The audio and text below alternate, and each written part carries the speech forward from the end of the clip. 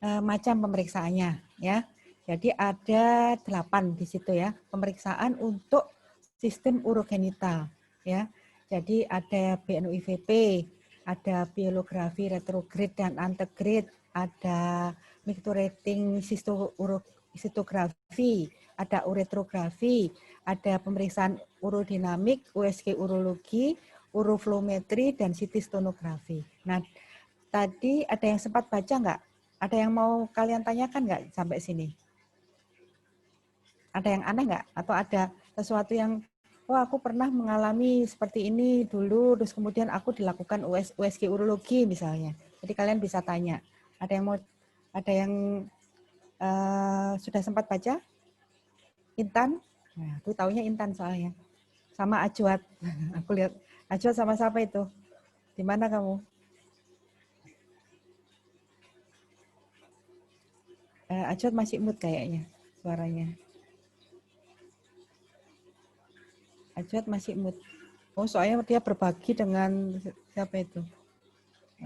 Ajwat posisi di mana, Ajwat? Yang lainnya dengar suaranya Ajwat ya? Aku nggak dengar ya? Tidak terdengar. Tidak, ya? Memang tidak dengar ya? Ayo, Ajwat, coba sih Ajwat kamu ngomong.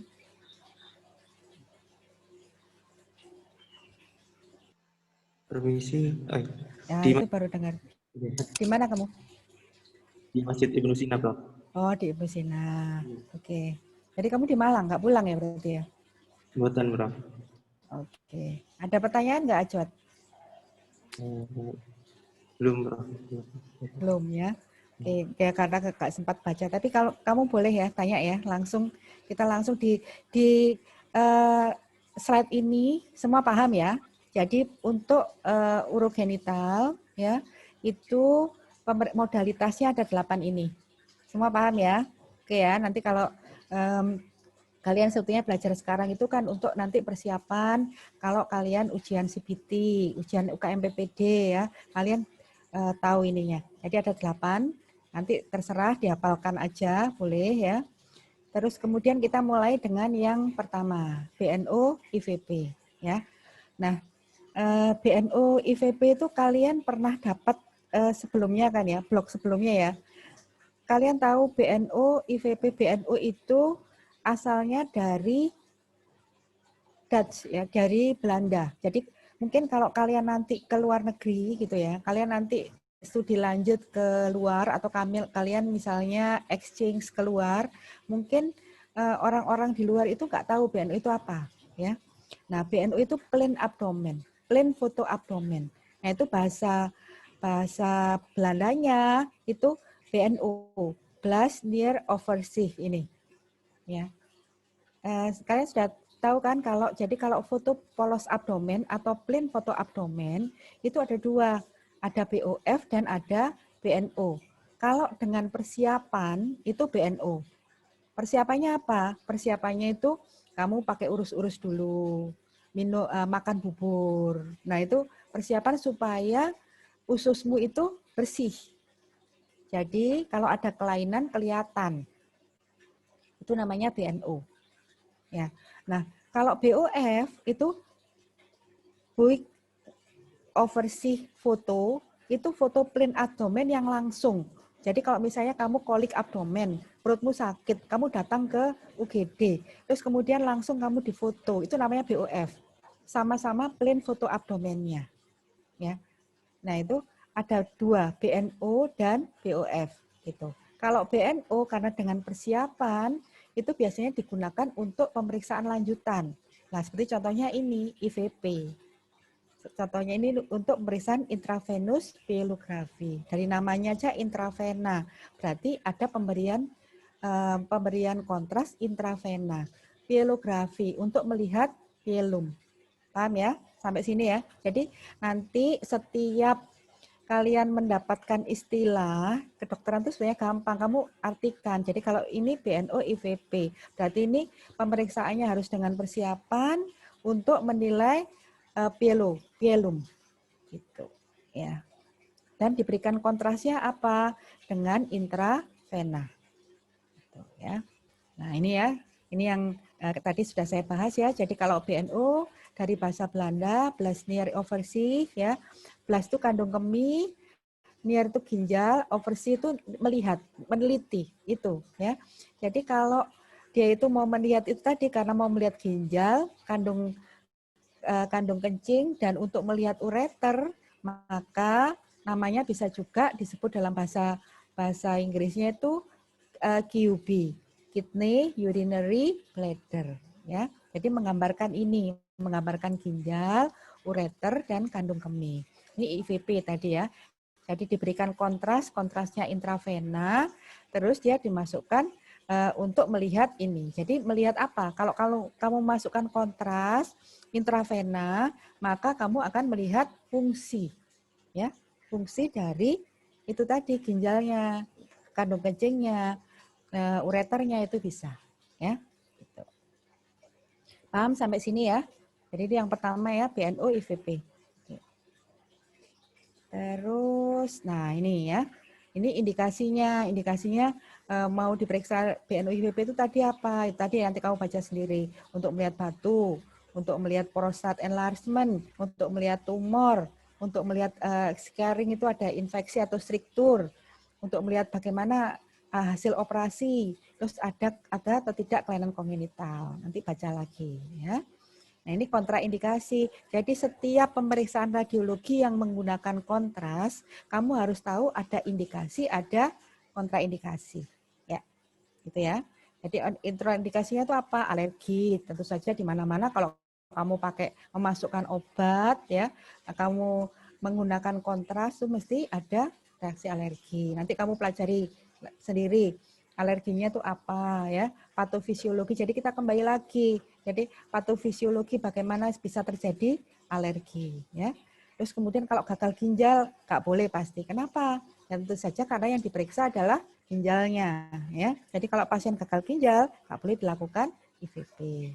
Terus kemudian ada mieloma multiple. Kenapa? Karena fungsi ginjalnya terganggu. Dehidrasi kan juga fungsi ginjalnya terganggu. Ya kan? Paham? Sampai sini ya, paham ya? Terus ini persiapan. Tadi kan aku bilang kalau BNO itu pasti persiapan. Persiapannya itu gunanya untuk apa? Supaya kavum abdomennya itu bersih. Gitu, ya. Jadi bersih, bagaimana cara membersihkan kavum abdomen, membersihkan kolon? Ya tentu saja kita pakai yang seperti ini. Jadi harus urus-urus ya kan, puasa. Terus kemudian pakai urus-urus ya. Kemudian pada saat prosedur, pada saat pasiennya datang dilakukan plain foto abdomen itu dulu. Nah, itu tadi karena ada kontraindikasi gagal ginjal, jadi kita periksa fungsi ginjal, ureum kreatinin, terus kemudian alergi ya. Nah ini ya, ini prosedurnya. Jadi nanti kalian tuh nanti kalau sudah lulus ya, kalian jadi dokter, kalian tuh langsung dianggap pinter. Nah kalau memang yang melakukan prosedur ini kan sebetulnya perawat ya atau radiografer. Kamu tahu ya bedanya radiolog dengan radiografer ya. Jadi radiolog itu dokter, kalau radiografer itu teknisi yang melakukan foto ya. Jadi ini apa namanya itu prosedurnya ya. Jadi buat plain foto atau BNO dulu. Kalau BNO-nya sudah baik, kemudian skin test, terus kemudian dimasukkan kontras ya. Sebelum dilakukan penyuntikan diukur tekanan darah, pasti kan kamu sudah tahu nih dari dulu ya. Kemudian disuntikkan. Nah, setelah disuntik kita foto berulang-ulang. Nah, kalian tuh harus bisa sebagai dokter umum, nanti pertama kali lulus kan jadi dokter umum, jadi dokter intensif, kamu harus bisa menerangkan kepada pasien bahwa pada pemeriksaan BNO IVP ini fotonya enggak satu kali, tapi fotonya serial. 5 menit, 15 menit, 30 menit ya. Kemudian kalau masih 30 menit ternyata dilihat foto belum penuh, blasnya 60 menit. Terus kemudian post mixing ya, gitu. Terus difoto lagi post mixing gitu. Ini adalah hasil fotonya. Ini BNO ya. Kamu lihat ini BNO. Ya, karena kamu mungkin sudah dapat radiologi sebelumnya ya. Jadi kalau disebut BNO tadi kan harus bersih. Kamu lihat nih nggak ada fekal material. Ya, jadi bersih. Jadi ini BNO yang baik karena bisa melihat misalnya ada kelainan bisa dilihat. Terus ini waktu 5 menit. Sudah kelihatan kan disuntikkan kontras, kita bisa melihat ini ya, melihat bagaimana kaliknya, bagaimana ureternya. Bisa kelihatan dan pada 5 menit sudah turun ke buli. Ini kan bladder kan, buli kan ya. Kemudian nah ini ya, foto 15 menit lebih banyak bladder yang terisi.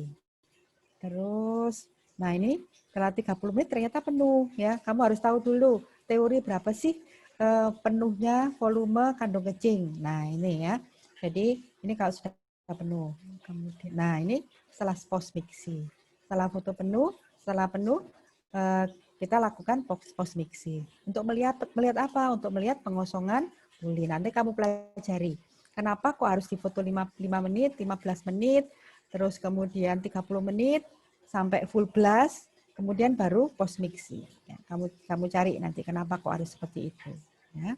Nah, yang kedua ini pielografi. Kamu artikan aja pielografi, berarti tetap melihat pielum, ante dan retrograde. Ante berarti dari atas, kalau retro dari bawah ya. Ini ya pielografi, penciptaan pelvis renalis, ureter, retro itu dari bawah, berarti dari ureter distal.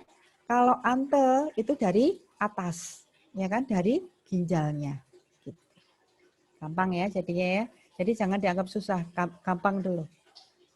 Nah ini ante ya. Jadi kalau ante, kamu tahu ante berarti dari atas. Berarti dari ginjalnya itu harus dipasang ini ya. Jadi ada sudah dipasang ini apa namanya itu drain atau di sini. Jadi kontrasnya dimasukkan lewat sini. Salah. Bentar. Dimasukkan lewat sini, masuk ke dalam ginjalnya, terus kemudian turun. Gitu ya. Itu antegrade dari atas. Kalau ini ya, jadi indikasinya ini. Ini caranya ya. Jadi kalau dimasukkan kontrasnya ke situ, jadi kelihatan nih di sini lebih kelihatan ada selangnya. Gampang-gampangnya ada selang di sini dari luar, kontras dimasukkan lewat selang ini mengisi pielum dulu. Ya, indikasinya ini. Terus, nah kalau retrograde itu dari bawah, dari ureter. Ya, seperti ini kita lihat. Nah ini ya, jadi ini ya. Nah ini, jadi bukan dari atas. Yang tadi kan ada kateter di atas ya. Kalau ini kateternya dari bawah. Posisi pasiennya seperti ini, kemudian dimasukkan kontras. Menilai apa? Ini jadi ureter. Nah, sebetulnya belajar radiologi itu belajar anatomi. Kamu akan pinter radiologi kalau kamu pinter anatomi, ya. Karena sebetulnya radiologi itu kan memotret anatomi, ya. Jadi kalian dasar dari ilmu kedokteran itu anatomi. Nanti kalau kamu mau jadi radiolog, kamu mau jadi bedah, kamu mau IPD, ya, kamu mau jadi orto, misalnya mau jadi apapun, kamu harus pinter anatomi. Seperti ini ya. Jadi kamu harus tahu di mana sih anatomi ginjal normal, anatomi ureter normal, anatomi bladder normal, sehingga kalau dengan seperti ini kamu langsung tahu, oh ini tidak normal, gitu ya, paham ya? Nah ini ya, jadi retrograde caranya dari bawah, tadi kan dari atas, kalau antegrade dari retrograde dimasukkan dari bawah, yang dinilai ini.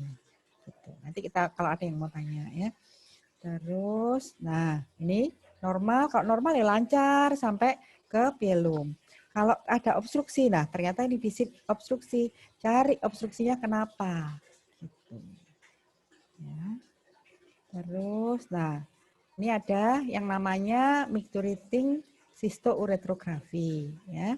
Nah ini jadi ini micturating cystoureterografi itu yang dinilai itu apa? Ininya, apa namanya, bladdernya. Jadi untuk melihat bagaimana sih fungsi dari bladder atau vesika urinaria atau buli.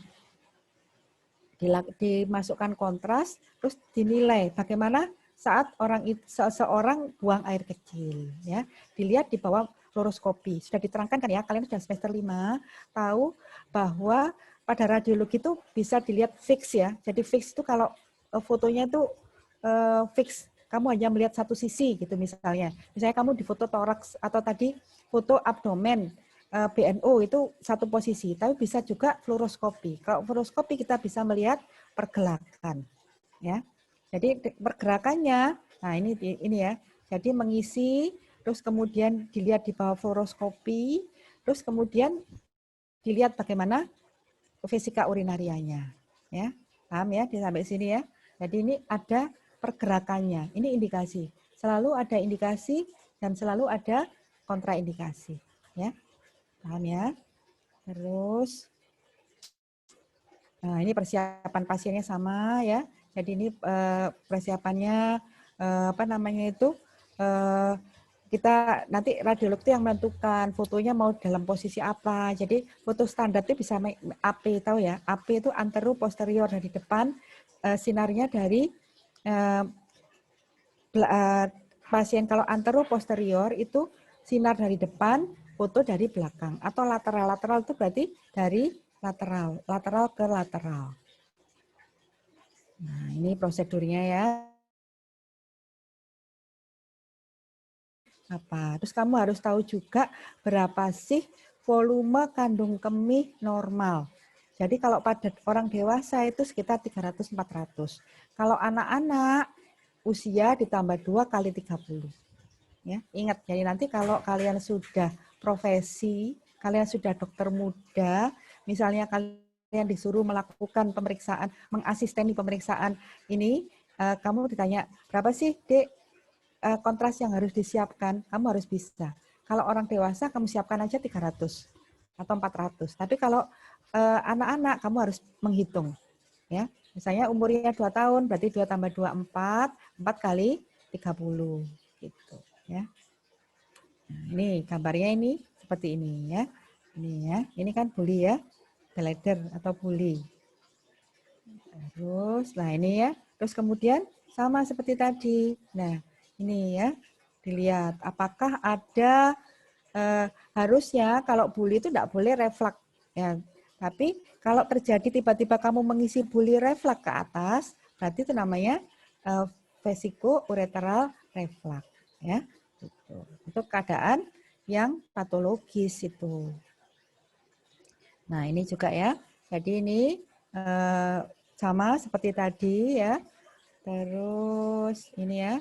Ini contoh-contoh gambar, nanti kamu pelajari sendiri ya, karena seharusnya saya mengharapkan tuh sebetulnya kita sekarang di sini tinggal diskusi, tapi karena materinya telat, jadi kita sambil aku menerangkan lagi.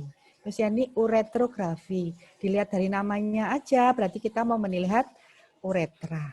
Ya. Nah ini ya, jadi ini kau baca, kalau uretra itu melalui retrograde dari bawah. Karena melihat uretra, ya kan? Nggak mungkin dari atas. Nah, ini indikasinya ini. Jadi kamu nanti kalau jaga di UGD ya, terus kemudian ada pasien kencing berdarah, kencingnya berdarah, pasiennya dengan riwayat trauma, nah kamu boleh melakukan uretrografi. Tapi tetap ingat ada kontraindikasi. Kenapa infeksi aktif pada saluran kemih nggak boleh uretrografi? Retrograde. Kalau kamu infeksi, kamu masukkan kontras, nanti infeksinya akan menyebar. Gitu. Nah ini persiapannya sama ya. Nanti kamu baca sendiri lagi. Prosedurnya juga ini dibaca ya. Jadi kamu harus tahu. Kamu sebagai dokter, nanti kan kamu mau jadi dokter, kamu harus bisa menerangkan kepada radiografer, kepada perawat. Bagaimana sih cara pemeriksaan yang benar ya. Jadi nanti kesempatan kalian untuk di rumah sakit memeriksa itu kamu harus ikut ya. Ini nah ya. Jadi ini kalau normal seperti ini ya. Kalau tiba-tiba kok kontrasnya keluar-keluar ya berarti ada ruptur ya. Kok ada penyempitan berarti ada struktur. Jadi ingat pegangannya adalah gambaran normal. Nah, ini urodinamik. Lihat namanya aja dinamik ya. Jadi bagaimana dinamik itu bagaimana kandung kemih, sfinkter, uretra menyimpan dan mengeluarkan urin ya. Nah, ini ada sistometri dan pengukuran tekanan uretra. Cuman pemeriksaan urodinamik ini ya Dek ya, kalian harus tahu, tapi sebetulnya pada aplikasi klinis sehari-hari itu sudah ditinggalkan ya, tapi kamu harus tahu. Nah, ini juga ya ada yang namanya leak point, pressure measurement ya, kemudian indikasinya apa, ini kamu pelajari ya. Tapi ini sebenarnya pemeriksaan ini sudah ditinggalkan. Nah, ini yang sering. USG urologi itu adalah pemeriksaan yang sering diminta oleh teman-teman dari bedah urologi ya. Karena kenapa? Kamu tahu kan USG itu aman ya kan, murah. Terus sekarang di mana-mana kan ada USG ya kan. Jadi ini menjadi pilihan pertama ya. Jadi melihat apa sih USG urologi? Ya, seperti itu tadi, melihat ginjal, melihat ureter kalau melebar, dan melihat kandung kencing ya. Terus, nah ini ya, jadi kita sebetulnya USG itu skill ya, jadi kamu harus berlatih. Kalau kamu, misalnya kamu yang melakukan USG dengan saya, mesti hasilnya beda, karena skill ya. Nah ini ya, jadi USG itu juga bisa Doppler, kita bisa kasih warna. Jadi makanya kamu menjawab nanti, kenapa sih misalnya masuk FK, masuk kedokteran itu kenapa harus tidak buta warna, yaitu karena pada beberapa bagian yaitu ya kita memang butuh warna. Radiologi pun katanya hitam putih, tapi sebetulnya radiologi bermain Doppler ya, jadi ada warna-warnanya juga. Kamu nanti kalau sudah di blok neuro mungkin ya, kamu bisa melihat MR fungsional ya, magnetic resonan fungsional. Jadi kamu bisa melihat aktivitas dari otakmu itu juga berwarna-warni. Nah, ini ya hasil pemeriksaannya ya. Jadi itu ada yang namanya, jadi mungkin pada blog-blog yang sebelumnya kamu tahu kalau di foto polos ya, kamu bilang opak itu putih, kamu bilang lusen itu hitam. Kalau di USG ada yang namanya hiperechoic dan hipoechoic. Nah, ini ya, ini gambaran ginjal ya, itu sebenarnya ginjal. Cuman ingat ya, USG itu operator dependent ya, tergantung pada operatornya. Operatornya makin berpengalaman, hasilnya makin baik ya, gitu ya. Ini ya. Jadi kita melihat ginjal juga ya. Kamu kalau tahu ginjal normal seperti tadi, kamu akan langsung tahu, oh ini nggak normal. Kenapa? Kamu melihat ada lesi hipoechoic di sini. Itu apa? Kista, ya. Tapi ini juga nggak normal karena bentuk ginjal normalnya kan nggak ada, ya kan? Ini bentuknya jadi kista-kista, polikistik berarti. Nah, bisa juga loh kamu USG darah ginjal, kamu nggak menemukan gambaran normal ginjal. Nah, ini ada massa solid, ya. Tuh. Nah, ini juga kamu melihat ini bentuk ginjalnya masih kelihatan, tapi kita kok melihat di sini lebar-lebar, kali ektasis, ureternya melebar, ini hidronefrosis. Ini sama, ini juga hidronefrosis. Gitu. Jadi intinya, nah ini batu. Kalau batu itu gambarannya apa? Hiperechoic. Terus ada posterior pseudo. Kenapa? Karena kan ingat ya, USG itu gelombang suara. Jadi kalau misalnya ada yang menghalangi suara itu, maka gambar di belakangnya hitam ya, posterior pseudo gitu. Nah, ini uroflometri, ini juga pengukuran ya, mengukur laju aliran urin. Jadi ini sederhana, murah, invasif, biasanya pada pasien-pasien yang prostat enlargement atau BPH, orang-orang tua ya kan, itu biasanya dilakukan ini. Nah, ya kemudian ini caranya cuma mengukur laju apa namanya itu aliran buang air kecil itu, kemudian diukur laju pancaran urinnya ya, kemudian dicatat waktunya. Nah, ini ya. Nanti kamu kalau kamu lagi stase di urologi ya, kamu lagi stase di IPD nefro, kamu biasanya nanti dokter muda akan diajari atau diminta membantu untuk melakukan ini. Nah, ini interpretasinya seperti ini. Nah, ini ya.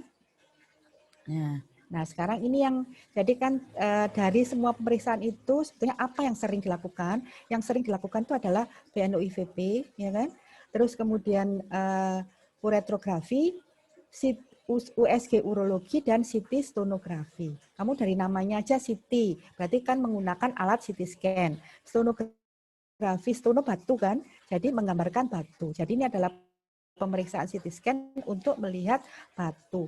Kenapa kok ada CT stonografi? Karena USG urologi itu operator dependen. Jadi kadang-kadang kalau operatornya itu kurang berpengalaman, kita nggak bisa menemukan batunya. Gitu. Dan kalau pada yang BNO atau BOF tadi, batu yang radiolusen tidak tampak. Tapi kalau CT stonografi, batu apapun tampak. Gitu. Nah ini ya, jadi ini pasiennya supine, terus kemudian dilakukan CT scan seperti biasa. Nah, ini pasien beneran ini ya, jadi ini pasien saya beneran ya.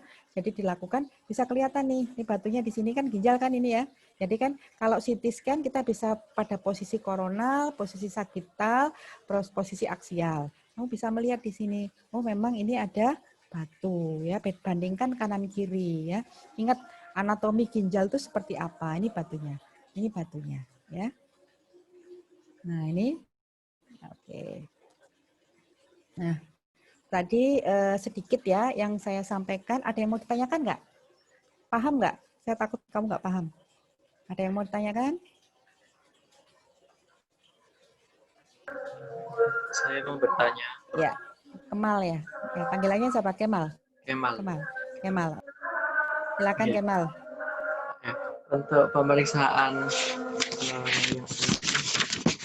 yang antegrade sama retrograde pada pielografi itu, apakah posisi tubuh dari pasien itu dibedakan? Ada perbedaan pemeriksaannya untuk posisi tubuh pasien. Terima kasih. Terima kasih Kemal ya. Jadi kalau ingat tadi ya, antegrade, retrograde. Bedanya kalau antegrade itu dari atas, namanya atas antegrade ya. Jadi pasiennya itu sudah harus dipasang kateter di ginjalnya, ya kan? Jadi kontras dimasukkan lewat kateter yang masuk ke ginjal. Berarti kalau kamu melihat pertama kali itu gambaran ginjalnya. Terus kemudian baru kontrasnya itu turun ke ureter atau sampai ke buli atau enggak, terserah. Pokoknya ginjal dulu, diisi di ginjal, turun ke bawah. Kalau retrograde itu dari bawah. Dari bawah itu dari mana? Bukan dari uretra, tapi dari ureter. Ya. Jadi dimasukkan, tadi posisinya dorsalitotomi ada gambarnya tadi kan ya. Jadi itu dimasukkan seperti itu dari bawah. Yang kamu lihat pertama kali adalah ureternya. Ya, ureter diisi, terus naik ke atas sampai ke ginjal. Itu bedanya antegrade dan retrograde. Nanti indikasi dan kontraindikasinya kamu baca sendiri. Tapi kontraindikasi semuanya sama ya, alergi ya, itu terus kemudian fungsi ginjal ya, itu. Ya, itu Kemal ada yang sudah paham Kemal? Ya maaf, mungkin maksud saya posisi tubuh dari pasiennya itu berbaring atau gimana dok? Soalnya kan dia ada yang dari atas, ada yang dari bawah. Apakah berpengaruh, ada pengaruhnya terhadap gaya gravitasi gitu? Oke, ya pasiennya berbaring, Kemal. Jadi saya lupa nggak mutu pasien ya. Jadi pasiennya berbaring. Jadi pasiennya berbaring. Pasien itu kan dipasang. Kamu pernah melihat kateter di ginjal nggak? Jadi kateter ginjal itu dipasang langsung ke ginjalnya. Saya tampilkan lagi PPT-nya ya, biar kamu paham ya. Sebentar ya. Bentar.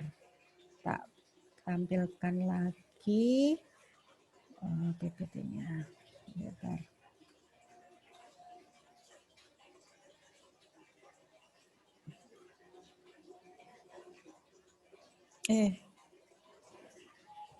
Bentar, aku agak aneh juga.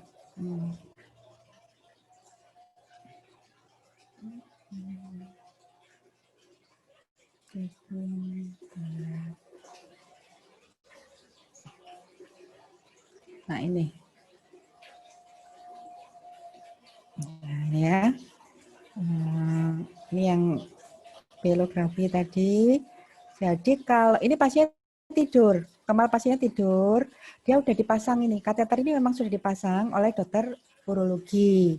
Nah, pada waktu pemeriksaan antegrit tinggal dimasukkan aja, pasiennya tidur. Nah, tapi kalau pasien yang seperti ini, ya. Jadi pasiennya ini posisi berbaring. Kalau retrograde itu pasiennya posisi gini, dorsalitotomi tidur juga berbaring, nanti dimasukkan kateternya itu dari bawah, tapi bukan dibuli ya, tapi langsung ke ini ya, ke ureter. Di sini dimasukkan di sini dari bawah. Jadi kalau retrograde itu dari bawah itu maksudnya dari buli nih, dari ureter, tapi tidak uretera ya. Jadi kateternya langsung lewat masuk ke bulinya ya, terus melihat ureter. Nah, kalau yang ini berbaring juga tapi kateter itu sudah dipasang di ginjal. Kalau yang retrograde kateternya dipasang di buli. Kalau ini kateternya dipasang di ginjal. Gitu. Paham ya, Kemal ya? Iya, Prof. Ya, Sampun. paham ya. Ya. Makasih. Nanti kalau kamu minat jadi dokter urologi, kamu yang masang ya. Jadi yang masang itu dokter urologi ya. Jangan kamu yang masang. Oke, ada yang lagi yang mau ditanyakan? Paham nggak? Tadi saya ngajar kamu paham nggak? Aku takut kamu nggak paham. Jadi maksudnya radiologi itu gampang deh. Radiologi itu pokoknya asal kamu tahu anatomi. Pokoknya kamu tahu ini anatominya ginjal di mana. Nah, kamu lihat anatomi normal itu di masing-masing modalitas itu tadi. Ya. Jadi kamu melihat di foto polos, kamu melihat di USG, kamu melihat di CT scan, itu sebetulnya hanyalah modalitas atau alat untuk melihat gitu. Tapi yang peganganmu sebagai dokter itu anatomi normal dulu. Ada yang mau ditanyakan? Permisi, Prof. Izin Ya. jadi untuk USG urologi kan sering banyak dipakai. Nah, pertanyaannya apakah nanti ketika menjadi dokter umum diperbolehkan untuk USG atau harus mengikuti pelatihan untuk mendapatkan sertifikat untuk bisa USG, Prof? Mungkin seperti itu, Prof, pertanyaannya. Jadi nanti kalau kamu sebagai dokter umum, nanti kamu lihat ya, kamu mulai nginceng-nginceng, kamu sekarang semester 5 ya, kamu mulai nginceng-nginceng soal-soal di UKM PPD. UKM PPD itu kan ada CBT, ada OSI ya. Nanti di soal-soal itu kan kamu dikasih soal cerita gitu ya, dikasih vignette ya. Jadi tugas kalian sebagai dokter umum itu bukan meng-USG, tapi kalian tahu misalnya pasien dengan kolik abdomen ya, kamu mengarah ke misalnya diagnosismu sudah mengarah ke ginjal, maka kamu melakukan permintaan untuk melakukan USG abdomen, bukan kamu yang melakukan. Nanti kalau kamu mau USG, kamu jadi radiolog dulu ya. Tuh, nanti soalnya apa? Kan saya bilang USG itu operator dependen. Nanti kalau kamu USG ternyata pasienmu itu sebetulnya ada tumor misalnya, tapi kamu nggak ketemu, kamu bisa salah kamu. Nanti kamu bisa dituntut oleh pasiennya. Pasiennya sudah bayar, sudah kamu suruh USG, tapi kamu tidak menemukan kelainannya. Ada lagi yang mau tanya?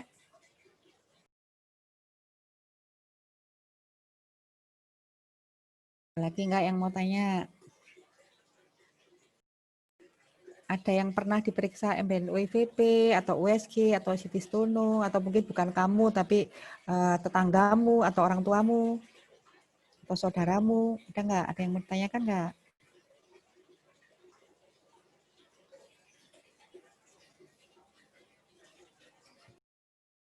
Nanti yang harus kamu pahami kalau kamu itu mungkin pada tahap preklinik sekarang akademik kamu masih bisa daring ya. Tapi kalau kamu sudah profesi, kamu tidak bisa sepenuhnya full daring ya, karena kamu kan sudah memilih menjadi dokter ya.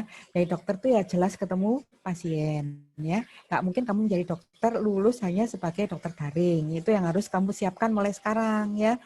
Dan yang harus kamu terangkan juga ke orang tuamu, aku sudah milih jadi dokter, jadi nanti suatu saat aku harus ketemu pasien gitu ya. Jadi enggak bisa aku seterusnya daring. Itu yang harus kamu pahami. Dan rumah sakit pendidikan utama itu tidak bisa bukan rumah sakit yang sepi. Tapi harus rumah sakit rujukan COVID. Rumah sakit tipe B, provinsi kita punya rumah sakit kan, rumah sakit Karsa kan. Nah, rumah sakitmu itu adalah rumah sakit rujukan COVID, ya. Kamu harus paham, makanya yang harus kamu lakukan bukan takut dengan COVID itu, bukan takut, tapi kamu tahu COVID itu apa, ya kan? Dan bagaimana cara supaya kamu tidak tertular. Apakah pasien COVID itu mesti batuk pilek? Enggak, ya. Tapi pasien dengan misalnya dengan batuk ginjal pun bisa COVID, ya. Makanya sekarang kalau di RSSA itu ada namanya Graha in COVID. Di Graha in COVID itu khusus pasien COVID. Di situ ada OK untuk COVID, ya, ada poli penyakit dalam untuk COVID, ada poli saraf untuk pasien COVID, ada ruang bersalin untuk COVID, termasuk radiologi untuk COVID, ya. Jadi kalian yang mau enggak mau kalian pasti suatu saat akan ketemu. Itu yang sekarang mulai kamu siapkan hatimu dan kamu bercerita ke orang tuamu. Ini sudah sebagian dari hidup ini. Nanti dan pandemi ini masalah kesehatan. Jadi aku suatu saat ya pasti harus terjun seperti itu, ya. Jadi kalau sekarang sih nggak apa-apa di rumah-rumah kamu masih dapat teori, kasih gambar-gambar, tapi nanti kamu harus turun. Ada lagi yang mau ditanyakan? Sudah paham?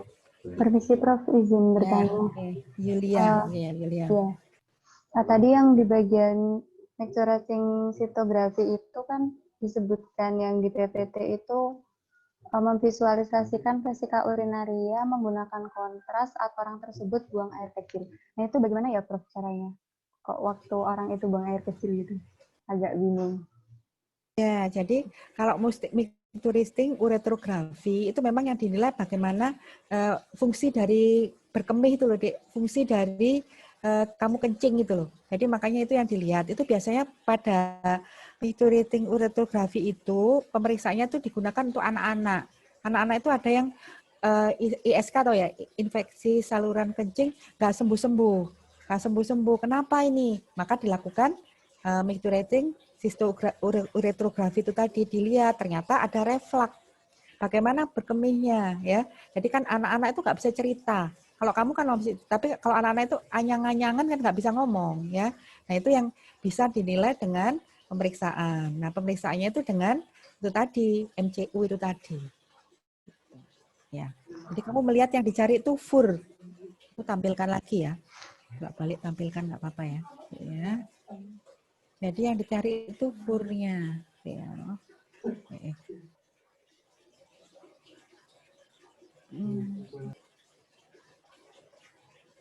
Nah ini kan, jadi ini ya.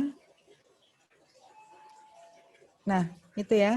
Jadi ini, jadi kan ini yang sering kita temukan pada anak-anak, ya. Jadi kamu kalau mengisi buli, ya mengisi bladder itu kontras nggak boleh balik lagi. Intinya yang kamu ingat tuh kan kalau kencing itu sudah terbentuk kencing di kandung kencing itu kan nggak boleh balik ke ureter kan.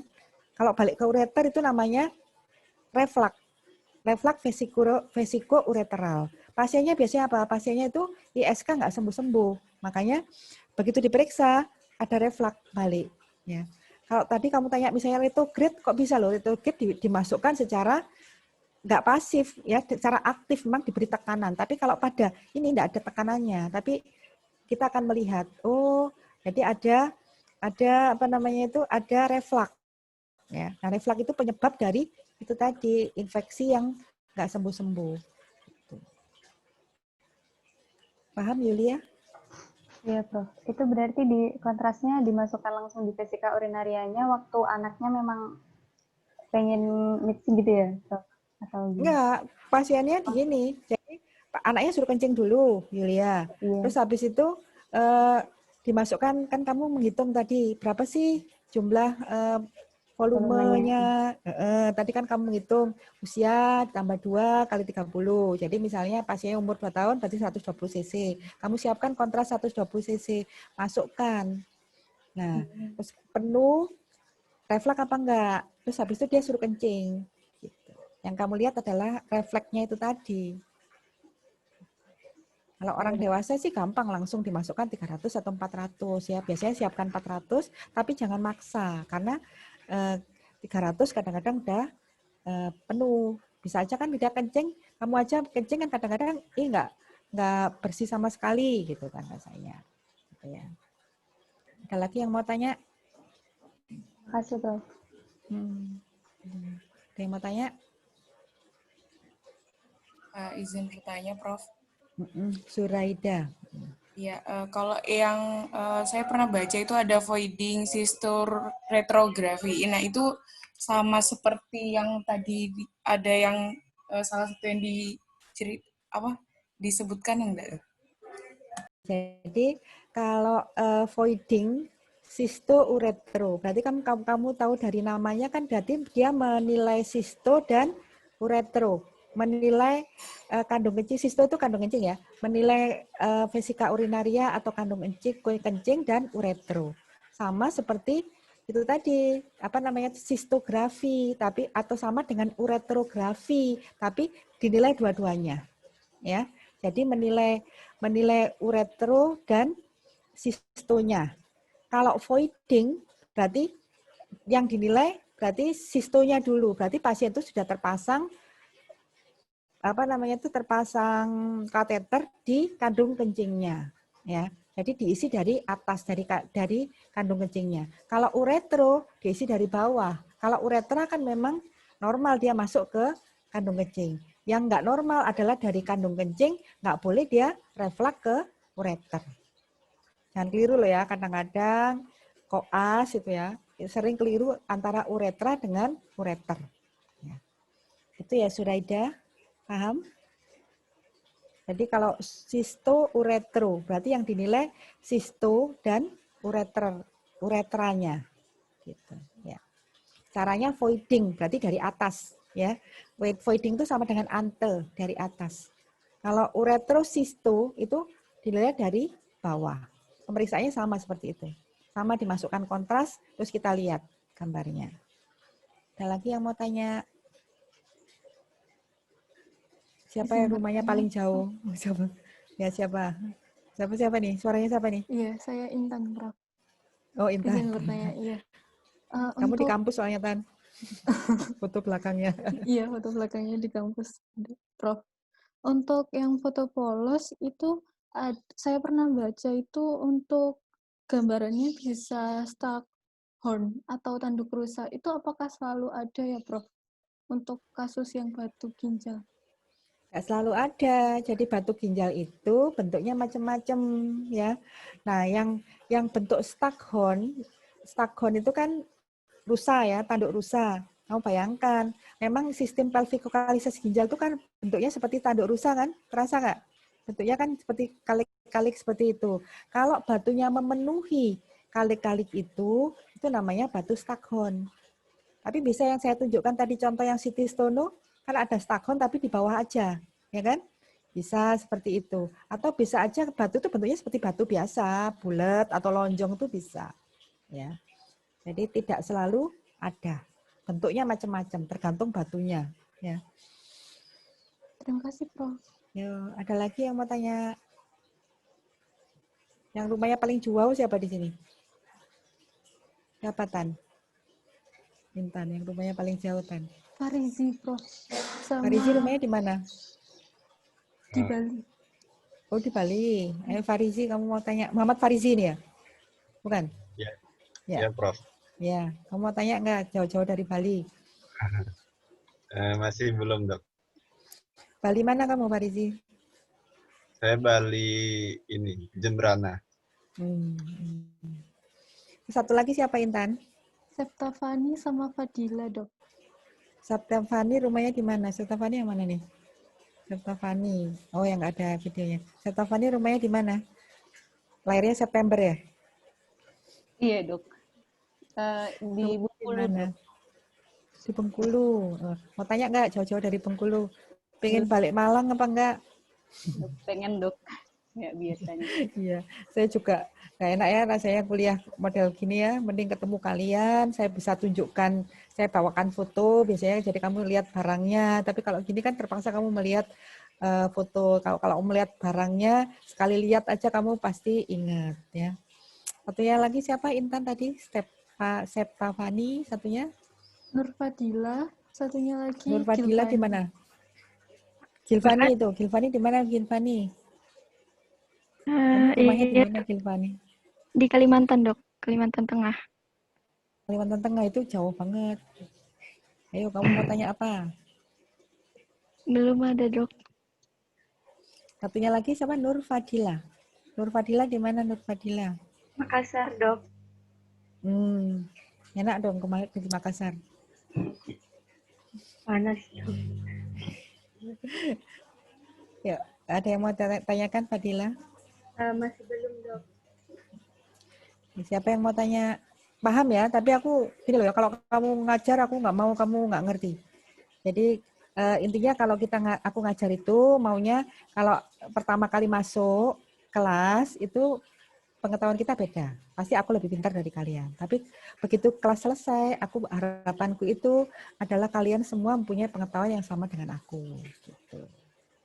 Ya, sekarang makanya sejelas-jelasnya kamu mesti tanya. Kamu mau tanya apa? Maulana, kamu mau pergi kemana itu naik bis?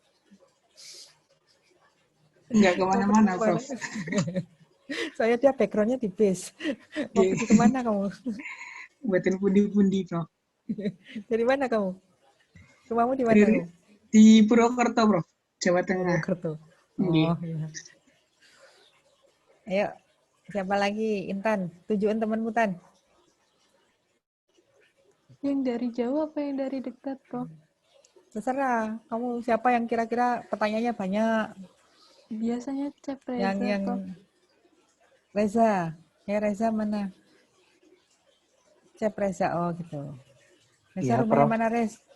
Tasikmalaya, Prof. Jawa Barat, Prof. Kamu Ya. sama Maulana bersaudara ya? Wajahnya mirip. Banyak yang bilang begitu sih, Prof. Katanya. Ini mirip wajahnya. Mungkin Ayo, karena Reza. saudara juga. Oh iya, saudara juga kamu? Oh, tidak, Dok. Maksudnya saudara. Ya, Prof. Ayo, Reza. Mau tanya apa? Kamu panggilnya Reza apa Cep? Bisa keduanya sih, Prof. Oh, ya udah. Cep aja boleh ya. Iya, udah Cep.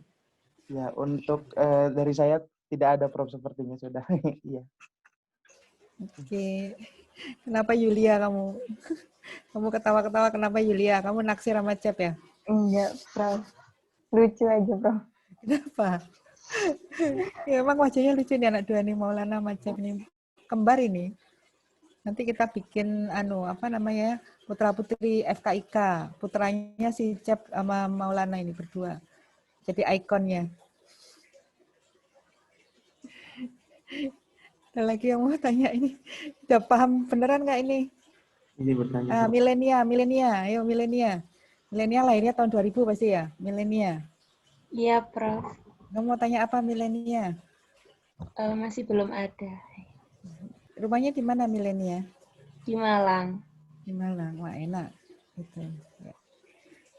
Oke, Intan, cukup. Ada yang mau ditanyakan lagi, Tan? Sepertinya tadi Ajwat mau Ajwat. bertanya, Prof. Ayo Ajwat. Ini Ajwat nggak pernah pulang ini di masjid terus. Kamu sama siapa tadi? Berdua sama siapa, Ajwat? Sama Ibrahim Fadil, Prof. Ibrahim Fadil. Kamu di Mahat ya, Ajwat? Atau gimana? Enggak? Ada di Mahat? Di kontrakan, Prof. Oh, di kontrakan. Ya wis. Ajwat, mau tanya apa, Ajwat? Jadi biasanya di pemeriksaan radiologi itu ada MRI, Prof. Tadi mungkin bagaimana untuk MRI-nya dari urologi, Prof? Oke ya, jadi sebetulnya tuh saya kepengen ngasih MRI. Kemarin CT stone aja saya tambahkan sendiri, tapi dari kisi-kisi yang saya dapat, itu nggak ada MRI-nya. Tapi kamu seharusnya tahu, jadi MRI itu pemeriksaannya menggunakan medan magnet, tahu kan ya, medan magnet. Terus bedanya dengan CT scan apa? Kalau CT scan kan dengan radiasi. Kalau CT scan itu cepat pemeriksaannya, karena kamu bikin potongan aksial, kamu rekonstruksi jadi koronal dan sagital. Tapi kalau MRI itu kayak memang kamu bikin potongan aksial, potongan koronal, potongan sagital. CT scan itu bagus digunakan untuk tulang, ya kan?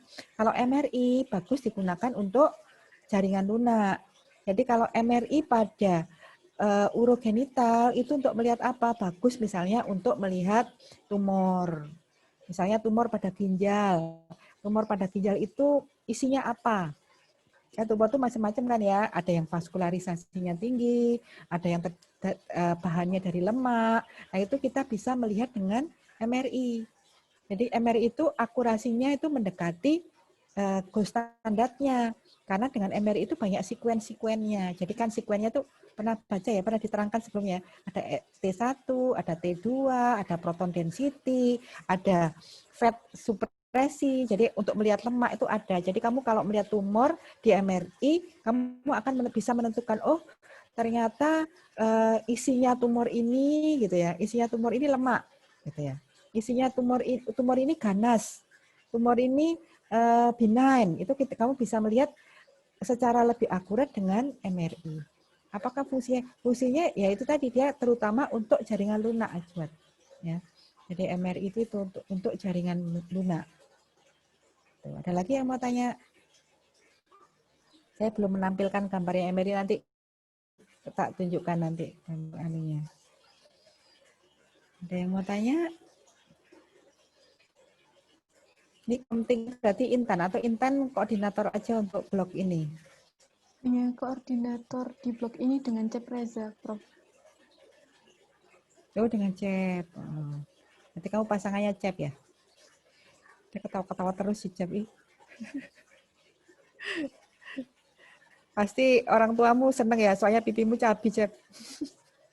Suka ditowel-towel sama ibumu ya, pipimu. Itu aja, Prof. Atau sama Intan.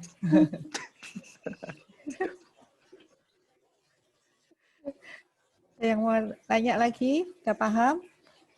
Kalau ya paham loh ya, harus ngerti loh ya. Ini beneran ini. Ada yang mau tanya? Jadi yang sering itu ya udah CT stono. Nanti kalau MRI itu sering pada tumor ya, itu MRI biasanya.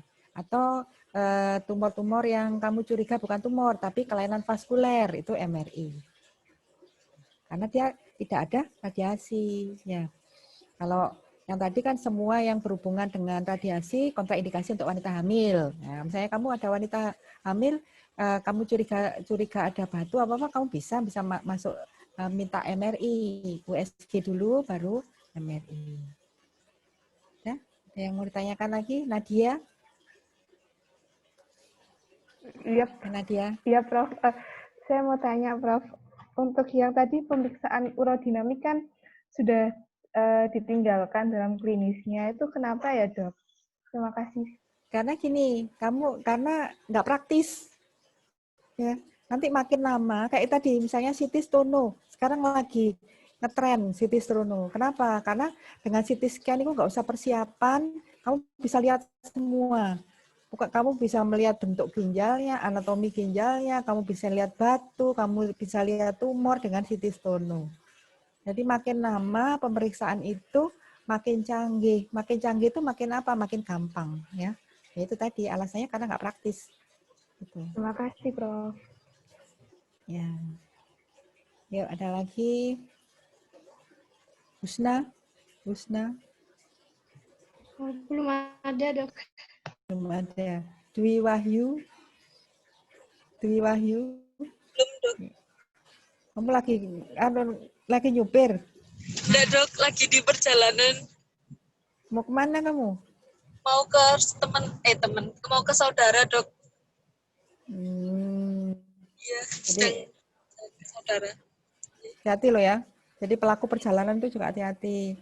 Kamu sediakan waktu ya. Jadi kalau misalnya kuliah, itu kamu sediakan waktu, misalnya kalau bisa berhenti diam di rumah. Karena kan konsentrasi itu kadang-kadang kalau kamu perjalanan kan susah. Apalagi perjalanan ada teman, ada keluarga, ngobrol pasti itu si Dwi.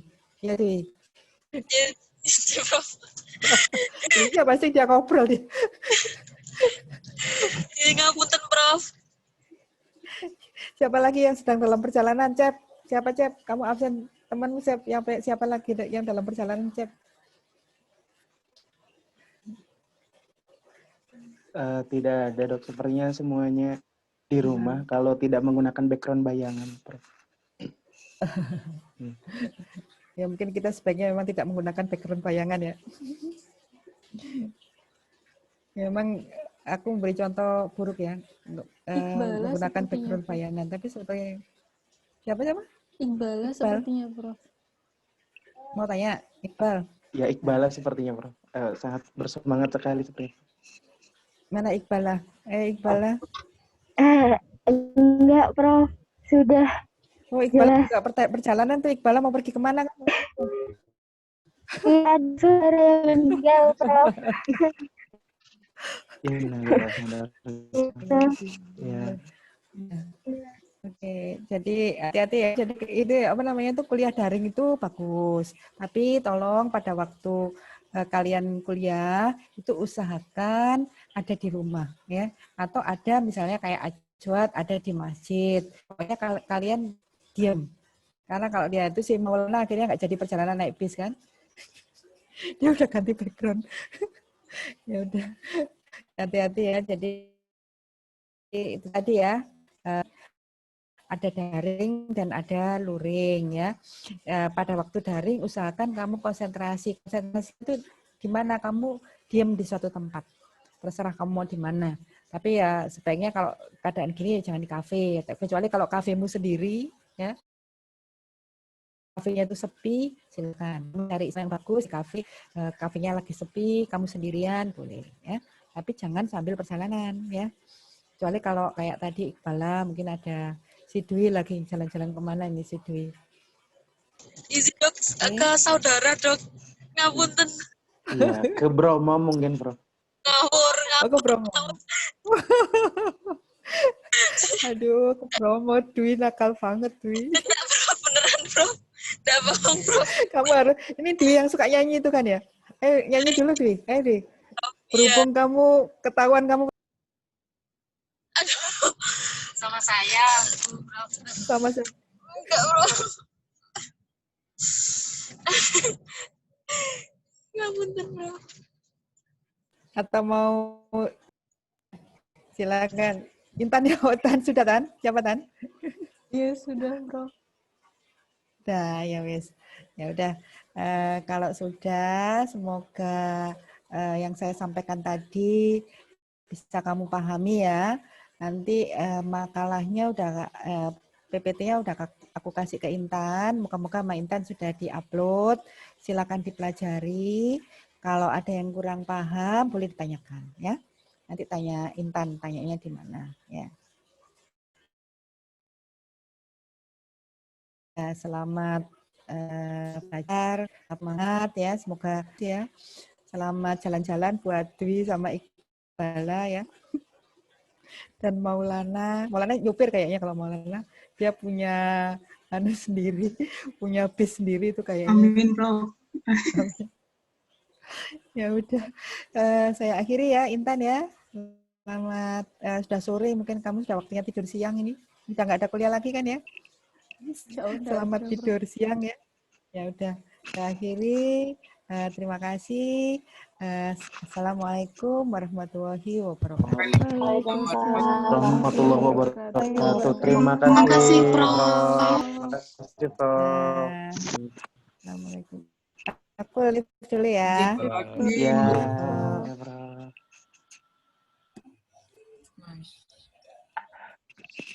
Ini lucu. Apanya yang lucu? Cup. Ucup, saudara. Kembaran.